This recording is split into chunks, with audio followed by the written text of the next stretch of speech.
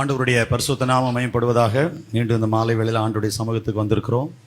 சிலர் மதுபான பழக்கத்தில் இருக்கிறவங்கெல்லாம் வந்து இங்கே வந்து உட்கார்ந்து அவங்க சில அவங்களுக்கு இருக்கிற கொள்கைகளை பேசி இதை சொல்லணும், இதை இத்தனை முறை சொல்லணும், இப்படி சொன்னால் நீங்கள் இந்த மதுபான பழக்கத்திலேருந்து விடுதலை பெறலான்னு ஒரு குரூப் இருக்குது, இந்த ஆல்கஹாலிக்ஸ்ன்னு சொல்லி. அவங்க இங்கே வந்து இடம் கேட்டாங்க. நாங்கள் சர்ச்சில் வந்து இப்படி வியாழக்கிழமை வந்து 1 மணி நேரம் இங்கே உட்காந்து இந்த மதுபானத்திலேருந்து விடுதலை பெறதுக்கு நாங்கள் வந்து இந்த இடத்த பயன்படுத்தலாமா? ஐயோ, தாராளமாக வாங்க. மதுபானம் மட்டும் இல்லை, அதுக்கு மேலே நிறைய இருக்குது. எல்லா பாவத்திலேருந்து விடுதலை போகிறதுக்கு இயேசு உதவி செய்கிறார், வாங்கன்னு சொல்லி அவங்கள வர சொன்னோம். ஸோ அதை நடத்துகிறவர் ஒரு இஸ்லாமிய சகோதரர். ஸோ அவங்களுடைய வருஷத்துக்கு ஒரு முறை ஆண்டு விழாலாம் நடக்கும். போன ஒரு 5 மாதத்துக்கு முன்னால் அவங்களுடைய 9வது ஆண்டு விழா. அப்போ இந்த ஹாலில் நடத்தும், பொதுவாக கீழே நடத்துவங்க, இந்த ஹாலில் நடத்திங்கன்னு சொன்னோம். ஒரு 50 பேர் இருந்து அப்போ என்னை கூப்பிட்டாங்க பேசுகிறதுக்கு. நமக்கு ஒரு வாய்ப்பு தானே. அதில் போலீஸு எல்லா மக்களும் வருவாங்க. எல்லாம் இந்த குடிப்பழக்கத்தில் இருக்கிறவங்க, போலீஸ் டிபார்ட்மெண்ட், பல டிபார்ட்மெண்ட் வருவாங்க. ஸோ நமக்கு பலரோட பழகி பேச வாய்ப்பு கிடைக்குதுன்ட்டு நான் இங்கே இடம் கொடுத்த உடனே அவங்க நம்மளை பேச சொன்னாங்க. ஸோ ஒரு தீய பழக்கத்தில் மட்டும் இல்லை, பாவங்கள் எத்தனையோ இருக்குது, எல்லாவற்றிலேருந்தும் இயேசு விடுதலை தராருன்னு அவங்ககிட்ட பேசணும். இன்றைக்கி வந்து இந்த இப்தார் நோன்பு திறக்கும் விழா நீங்கள் வரணுன்னாங்க. அதனால் என்ன பண்ணுவாங்கன்னு தெரில எனக்கு, நான் போனதே இல்லை. குல்லா போட சொல்லுவாங்களா இஸ்லாமிய சகோதரர்கள்? சரி போகலாம், நம்மளை இவ்வளோ கூப்பிட்றாங்களே. அங்கே போனால் எல்லாம் குல்லா போட்டு உட்காந்துருக்குறாங்க அந்த காவியா மஹாலில். நான் தான் கன்வென்ஷன் ஸ்பீக்கர் மாதிரி பைபிளை தூக்கிட்டு போயிட்டேன். நம்மளை வர கூட்டு மேடையில் உட்கார வச்சுட்டாங்க. எல்லாம் பக்கத்தில் எடுத்தவுடனே நீங்கள் தான் வாழ்த்துறை பேசணுன்னாங்க. சரி, வசதியாக போச்சு. அப்போஸ்தலர் 17:26 அவர் சகலமும் அவரை கொண்டு அவருக்காக படைக்கப்பட்டுன்னு ஆரம்பித்து குடியிருக்கும் எல்லைகளை எல்லாம் கர்த்தர் அவர் தான் ஃபிக்ஸ் பண்ணுறாரு. அதனால்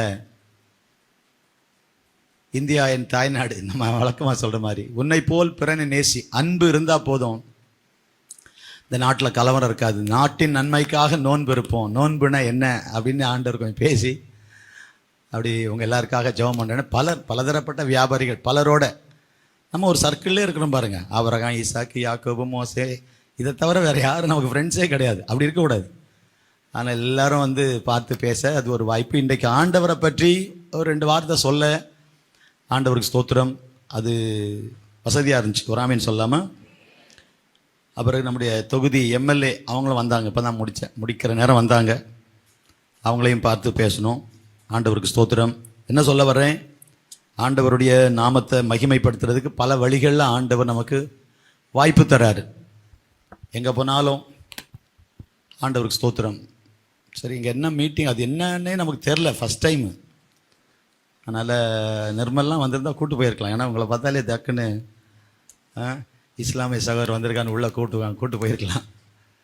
பைபிள் கொண்டு போகலாமா வேணாமா அப்படின்னு யோசிச்சுட்டே போனேன். அது பிறகு நமக்கு ஐடென்டிட்டியே பைபிள் தானே, இதில் என்ன பைபிள் கொண்டு நமக்கு எங்கே போனாலும் கொண்டு போவோம். சாவுக்கும் கொண்டு போவோம், கல்யாணத்துக்கு கொண்டு போவோம், எந்த மீட்டிங் கொண்டு போவோன்ட்டு அப்படி போய் பார்த்து பல சகோதரர்களை பார்க்க பேச ஆண்டவர் கிருபை தந்தார். பலருடைய பேர் தெரியாது, ஆனால் அவங்க எல்லாரும் ரட்சிக்கப்படணும்னு ஜெபம் பண்ணுவோம். அல்லையில சொல்லாமல் அவங்களும் இந்த மாதம் ஆண்டவருக்கு ஸ்தோத்திரம் உபவாசம் இருக்கிறாங்க. காலையிலேருந்து உபவாசம் இருந்துட்டு சாயந்தரம் இந்த டைம் கரெக்டான டைம் 6:27 அது வரைக்கும் பேசிகிட்டு இருந்தாங்க. 6:20 இப்போ தான் நோன்பு திறக்கிறோம் நாங்கள். அது பிறகு தான் எல்லாருக்கும் அந்த ஸ்நாக்ஸ்லாம் வச்சுருந்தாங்க, ஒரு கஞ்சி வச்சுருந்தாங்க. அதனால் அந்த உபவாசத்தை முடிக்கிறது, அதனால் கஞ்சி குடிச்சு தான் வந்துக்கிறேன். அதை நம்ம வேணான்னு சொல்ல முடியுமா? அதனால் என்ன தான் கஞ்சி, இஃப்தார் கஞ்சி, பிறகு வடை வச்சு ஒரு ஃபெலோஷிப். கர்த்தருக்கு ஸ்தோத்திரம். கர்த்தர் நல்லவர். பலதரப்பட்ட மக்களை, நானே ராத்திரி லேட்டாக வந்தேன். அப்புறம் காலையில் நமக்கு இங்கே ஜபம் முடிச்சுட்டு மத்தியானம் சாயந்தரம் இங்கே போகணுமேனு யோசிச்சுட்டே இருந்தேன். அதுக்குள்ளே படாளத்தில் ஒரு தம்பி இறந்து போனார். அவருடைய மனைவிக்கு திங்கட்கிழமை தான் டெலிவரி, ஃபஸ்ட்டு டெலிவரி. திங்கக்கிழமை பிரசவத்துக்கு டேட் கொடுத்துருக்காங்க. இவர் ஆக்சிடெண்ட்டில் வண்டி பரனூர் டோல்கிட்ட ட்ரெய்லரில் மாட்டி இறந்து போய் அவர் பாடியை அந்த லேபர் வார்டுக்கு பக்கத்தில் தான் மார்ச்சூரி இருக்குது செங்கல்பட்டில். அவர் பாடி இங்கே, அந்த அம்மா அங்கே. எப்படி இருக்கு யோசித்து பாருங்கள்.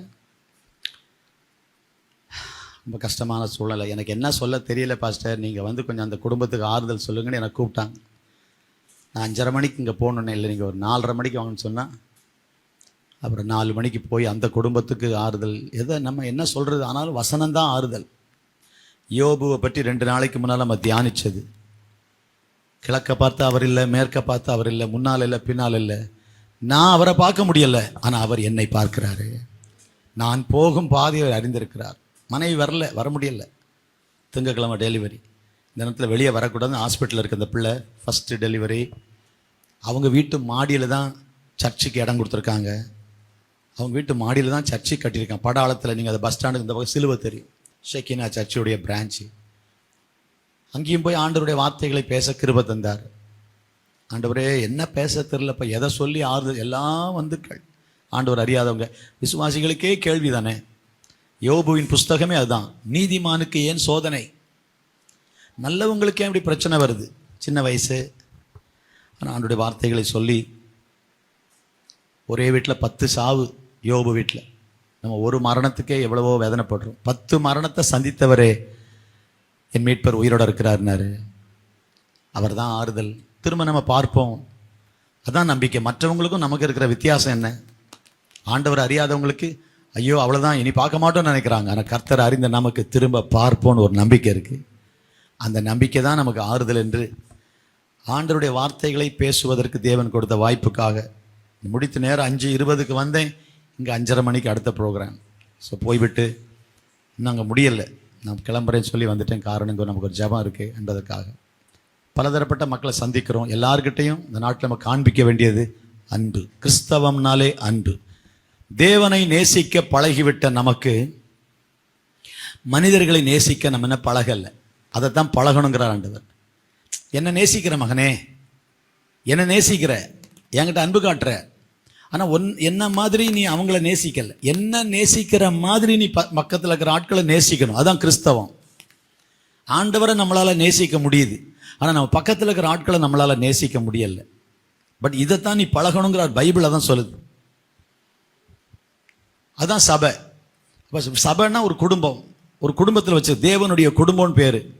தேவனுடைய குடும்பத்தில் இருக்கிற நாம், குடும்பத்தில் இருக்கிற எல்லாரோடையும் நம்ம அன்பா இருக்க பழகணும், அன்பு காட்ட படிக்கணும். ஆண்டவரை நேசிக்கிறோம், ஆண்டவர் மேல அன்பா இருக்கிறோம், அவரை நேசிக்கிறேன்னு சொல்றோம். ஆனால் அவருடைய பிள்ளைகளாகிய மற்றவங்களை நம்மளால நேசிக்க முடியுதா? அதுதான் நம்ம பிராக்டிஸ் பண்ணணும். இதுதான் கிறிஸ்தவம். ஒரு ஆமீன் கேட்கலாமா? இப்போ உன்னிடத்தில் அன்பாக இருப்பது போல ஆண்டவர் எந்த அளவுக்கு நம்மளை நேசித்தாரு. யோவான் 3:16. யோவான் 3 அது தெரியாத ஆட்களே இருக்க மாட்டாங்க. படிக்கிறீங்களா? யோவான் 3:16. தேவன் தம்முடைய ஒரே பேரான குமாரனை விசுவாசிக்கிறவன் எவனோ அவன் கெட்டு போகாமல் நித்திய ஜீவனை அடையும்படிக்கு அவரை தந்தருளி. கடவுள் அன்பு கூர்ந்ததுனால உயிரை கொடுத்தாரு. அதுதான் யோவான் 3:16. யோவான் 3:16 தெரிஞ்ச நமக்கு 1 யோவான் 3:16 தெரியணும். எடுத்து பாருங்க, பைபிள் எடுத்து பாருங்க. 1 யோவான் 3:16 நம்ம கிட்ட எதிர்பார்க்கிறாரு. யோவான் 3:16 அவர் செய்தது. இன்னொருக்கா யோவான் 3:16 மனப்படமா தெரியும். தேவன் தம்முடைய ஒரே பேரான குமாரனை விசுவாசிக்கிறவன் எவனோ அவன் கெட்டு போகாமல் நித்திய ஜீவனை அடையும்படிக்கு அவரை தந்தருளி இவ்வளவாய் உலகத்தில் அன்பு கூர்ந்தார். ஜான் 3:16. யோவான் 3:16 அவர் செய்தது. 1 யோவான் 3:16 நம்மிடம் எதிர்பார்ப்பது என்னது? படிங்க. அவர் தம்முடைய ஜீவனை நமக்காய் கொடுத்ததினாலே அன்பு இன்னதென்று அறிந்திருக்கிறோம். அதோட நிறுத்தல வசனத்தை. நாமும் சகோதரருக்காக ஜீவனை கொடுக்க, அதாவது ஜீவனை கொடுக்கிற அளவுக்கு நேசிக்க. அதான் வசனம். அவர் ஜீவனை கொடுக்கிற அளவுக்கு நேசிச்சாரு. ஜீவனை கொடுக்கிற அளவுக்கு. எந்த அளவுக்கு அன்பு இருந்தா என் உயிரையே கொடுக்குறேன்பா. யோவான் 3:16 அவர் செய்தது. 1 யோவான் 3:16 நாம செய்ய வேண்டியது. அவர் எந்த அளவுக்கு உயிரை கொடுக்கிற அளவுக்கு. யாருக்காக? துரோகிகளுக்காக, பாவிகளுக்காக, நாம் பாவிகளாய் இருக்கையில் கிறிஸ்து நமக்காக மரித்ததினாலே தேவன் நம்மேல் வைத்த தமது அன்பை விளங்க பண்ணுகிறார். அன்புதான் யோவான் 3:16. தேவன் தம்முடைய ஒரே பேரான குமாரனை விசுவாசிக்கிறவன் அவன் கெட்டு போகாமல், அவன் அழிஞ்சு போகாமல் இருக்கிறதற்கு, கெட்டு போகாமல் நித்திய ஜீவனை அடையும்படிக்கு அவரை தந்தருளினார். பிதா இயேசுவை தந்தார், இயேசு உயிரை தந்தார். God gave Jesus, Jesus gave his life. பணத்தை கொடுப்பாங்க இல்லையா, உயிரை கொடுக்கிறார். என் உயிரை உனக்கு தரப்பா, அந்த அளவுக்கு மேல அன்பு வச்சிருக்கிறேங்கிறார். யோவான் 3:16. யோவான் 3:16 அவர் செய்தது. 1 யோவான் 3:16 நாம செய்ய வேண்டியது. அவர் தம்முடைய ஜீவனை நமக்காய் கொடுத்ததுனாலே அன்புனா என்ன அப்படின்னு தெரிஞ்சுக்கிட்டோம். அதோட வசனம் முடியாம நாமும் படிங்க, சகோதரருக்காக ஜீவனை கொடுக்க. ஆமா, கடன், இந்த கடனை நம்ம அடைக்கலனும். நான் கடன்காரன், ஒரு கடன் அடைக்கணும்ல. இதுதான் தேவனுடைய குடும்பம். அப்படின்னா ஆண்டவர் உயிரை கொடுக்கிற அளவுக்கு என் மேல அன்பு வச்சு உயிரை கொடுத்து என்ன நேசிச்சாரு. நான் உன்னை நேசிச்ச மாதிரி நீ நேசிக்கணுங்கிறாரு. அப்ப நம்ம சும்மா ஏதோ நான் அன்பா இருக்கிறேன், நல்லா இருக்கிறேன், இந்த 10 ரூபா வச்சுக்கன்னு சொல்றோம். இதை விட உயர்ந்த அன்பை காட்டணும். எங்க காட்டணும்? சபையில காட்டணும். அப்ப சபை அவசியம். சபை ஒரு குடும்பம். சபை அவருடைய சரீரம். சரீரத்தில் இணைக்கப்பட்டிருக்கிறோம். இந்த சரீரத்தில் எப்படி கை கால் விரல்லாம் இருக்கிற மாதிரி கடவுள் நம்மளை சரீரத்தில் இணைத்திருக்கிறாரு. தனியா அந்த கை இருந்தா யூஸ் இருக்குமா? யூஸ் இருக்காது. இந்த விரல் தனியா இருந்தா யூஸ் ஆகுமா? யூஸ் ஆகாது. இந்த கண்ணை தூக்கி தனியா வச்சா யூஸ் ஆகுமா? யூஸ் ஆகாது. எல்லாம் சரீரத்தில் இருக்கனால ஒன்னா வேலை செய்யுது. அப்படின்னா எனக்கு சபை அவசியம் இல்லை, நான் தனியா இருப்பேன், தேவையில்லைன்னு நினைக்க முடியாது. ஒரு விசுவாசினா தேவனோட ஐக்கியம் இருக்கணும், தேவனுடைய சபையோட ஐக்கியம் இருக்கணும். சபையை தவிர்த்து ஒரு கிறிஸ்தவன் வாழ முடியாது. சபை இல்லாம வாழ முடியாது. சபை அவருடைய சரீரம். அந்த சரீரத்தில் நாம் இணைக்கப்பட்டிருக்கிறோம். ஒவ்வொரு அவயவத்துக்கும் ஒரு வேலை இருக்கு. நான் ஒரு அவயவம், ஐ ஆம் a member of this body. ஒவ்வொரு சரீர அவயவத்துக்கும் ஒரு வேலை இருக்கு. கண்ணுக்கு ஒரு வேலை இருக்கு, காலுக்கு ஒரு வேலை இருக்கு, கைக்கு ஒரு வேலை இருக்கு, காதுக்கு ஒரு வேலை இருக்கு. அதாவது அந்தந்த வேலையை செய்யணும். உங்க ஒவ்வொருவருக்கும் எனக்கும் ஆண்டவர் சபையில ஒரு வேலையை வச்சிருக்காரு. அந்த வேலையை செய்ய எதிர்பார்க்கிறாரு. ஆமென் கேட்கலாமா? ஆண்டவருக்கு ஸ்தோத்திரம். அப்ப ஆண்டவர் அவருடைய வேலையை செய்யறதுக்கு தான் சபையில வச்சிருக்காரு. சபைக்கு நான் வந்து போவேன், எதுலையும் கலந்துக்க மாட்டேன், அது வசனத்தின்படி தப்பு. அப்ப நான் இருப்பேன், ஒன்றும் செய்ய மாட்டேன். நான் கையா இருப்பேன், ஆனா என்ன செய்ய மாட்டேன்? இந்த புக் எடு, முடியாது. சொல்லுமா, கையா இருப்பேன், ஆனா வேலை செய்ய மாட்டேன். காலா இருப்பேன், நடக்க மாட்டேன். கண்ணா இருப்பேன், பார்க்க மாட்டேன்னா அது வேஸ்ட். அப்ப சபைக்குள்ள வந்துட்டு நான் வருவேன், எனக்கு பிடிச்சதை செய்வேன், எதிர்பார்க்கறத செய்ய மாட்டேன்னா it's a waste. Christian life is a waste life, wasting our life. Bible தெரியாம இருக்குது. அப்ப ஆண்டவர் நம்மளை விரலா வச்சிருக்காரா, கண்ணா வச்சிருக்காரா, காதா வச்சிருக்காரா? நம்மை சரீரத்தை ஒரு அவயவமாய் வச்சிருக்கிற மாதிரி சபையில கர்த்தர் வச்சிருக்கிறாரு. இதனுடைய தொடர்ச்சியை நாளைக்கு நம்ம பார்ப்போம். ஆண்டவரே, நீங்க எனக்கென்று குறித்திருக்கிற வேலையை நான் செய்ய என்னை ஒப்புக் கொடுக்கிறேன்.